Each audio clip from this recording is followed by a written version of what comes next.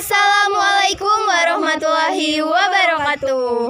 Halo sahabat budaya. Ketemu lagi nih dengan kita bertiga. Saya Windu Adela Putri, Saya Aini Ganda Beldo. dan saya Dea Pertiwi. Kami siswi SMA Negeri 1 Gantung. Baiklah teman-teman, pada kesempatan kali ini kami akan membuat video vlog yang bertemakan tentang Jejak Timah di Kota Manggar. Mau tahu kan gimana kisahnya? Yuk ikutin vlog kami.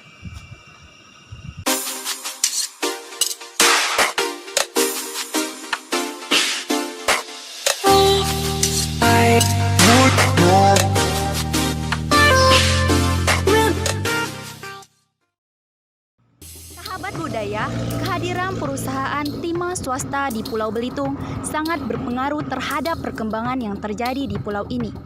Pulau yang dahulunya sepi, kini menjadi daerah yang ramai dan terbuka. Tidak terkecuali Kota Manggar yang kini menjadi ibu kota Kabupaten Belitung Timur. sementara Tanjung Pandan dipilih sebagai ibu kota dan tempat kedudukan pemerintahan Hindia Belanda dan dijadikan tempat keberadaan kantor pos, telegram, dan lain-lain. Manggar juga dipilih sebagai pusat produksi karena melimpahnya kandungan timah di wilayah Tanah Manggar. Salah satunya adalah Kulong Minyak. Nah, Kulong Minyak terletak di Desa Lalang, Kecamatan Manggar. Kulong Minyak merupakan tambang timah paling kaya pada eranya. Sejak dibuka pada tahun 1865 hingga 1925, hasil produksinya mencapai 414.972 pikul. Sebelum dikenal dengan nama Kulong Minyak, lokasi ini dinamai Tebat Bengkuang atau Kulong Bengkuang. Lokasinya tepat di kaki Bukit Samak. Kulong ini dibuka oleh MV Belitung Maskapai dengan nomor kulong yakni nomor 30. Nama Kulong Minyak muncul setelah bekas bangunan tambang timah ini berubah fungsi menjadi sumber air dan pembuangan limbah sentra listrik IC atau electric center. Karena pemanfaatan inilah, air di permukaan kulong menjadi berminyak, sehingga masyarakat menamainya dengan Kulong Minyak. Kini setelah 150 tahun, kulong dibuka lagi dan dialihfungsikan sebagai sebuah objek wisata.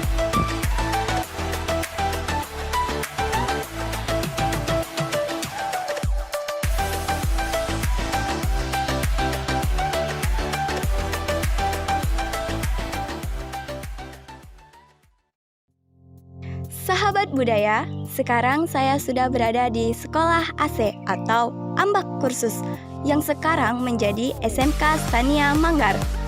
Jadi, untuk mendukung aktivitas penambangan timah, pemerintahan Belanda kala itu melalui perusahaannya NV Belitung Maskapai membangun sebuah pembangkit listrik tenaga diesel yang dikenal dengan IC atau Electric Central tahun 1909.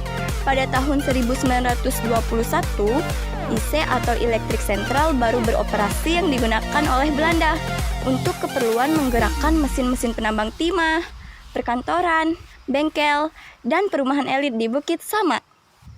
Untuk memenuhi kebutuhan tenaga kerja yang memiliki kemampuan bekerja pada permesinan, pada tahun 1928 di Manggar didirikan Sekolah AC atau Ambak Kursus oleh Maskapai GMB. Sekolah Ambak hanya ada 3 di seluruh wilayah Hindia Belanda, yaitu Jakarta, Surabaya, dan Manggar. Siswa lulusan sekolah AC bisa bekerja di perusahaan Timah NV Belitung Maskapai dan PT Timah pada masa kemerdekaan Indonesia. Jadi teman-teman, pada masa PT Timah, sekolah AC atau Ambak Kursus berubah menjadi sekolah teknik dan berubah lagi menjadi sekolah pertukangan, dan pada tahun 1984 menjadi Sekolah Teknik Mesin Stania yang berada di Manggar, Bukit Samak.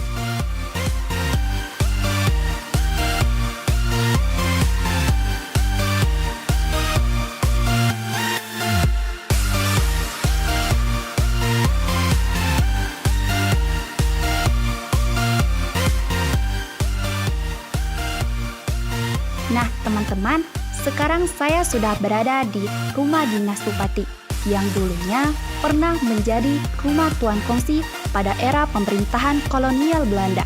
Dengan ditemukannya timah di Sungai Manggar, menjadikan Biliton Maskapai membangun permukiman di sekitar area penambangan untuk memudahkan pemantauan dan penambangan.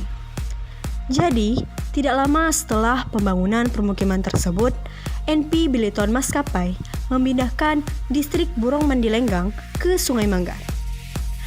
Dari pemindahan tersebut, menjadikan wilayah Manggar semakin berkembang. Rumah-rumah Cina dan pribumi mulai memenuhi pinggiran Sungai Manggar. Sehingga perusahaan GMB merasa perlu melakukan perluasan pada perumahan tersebut. Maka pada tahun 1916, distrik Manggar dipindahkan dari Sungai Manggar ke Bukit Samar, di mana rumah Tuan Kongsi sebelumnya sudah didirikan di Manggar pada tahun 1876.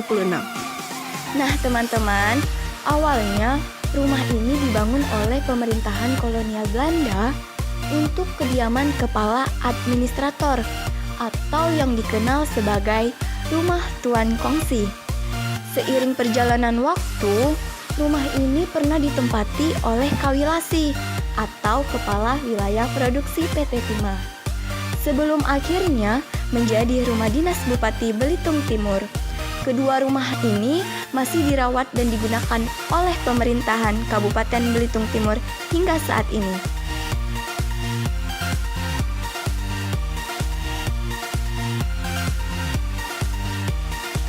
Baiklah sahabat budaya, kurang lebih begitulah kisah tentang jejak Timah di Kota Manggar. Bahwasanya perkembangan Kota Manggar menjadi kota metropolitan tidak bisa terlepas dari keberadaan Timah.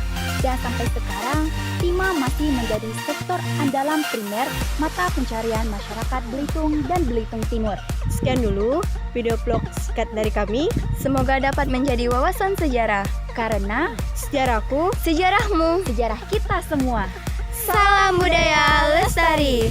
Wassalamualaikum warahmatullahi wabarakatuh. Sampai jumpa.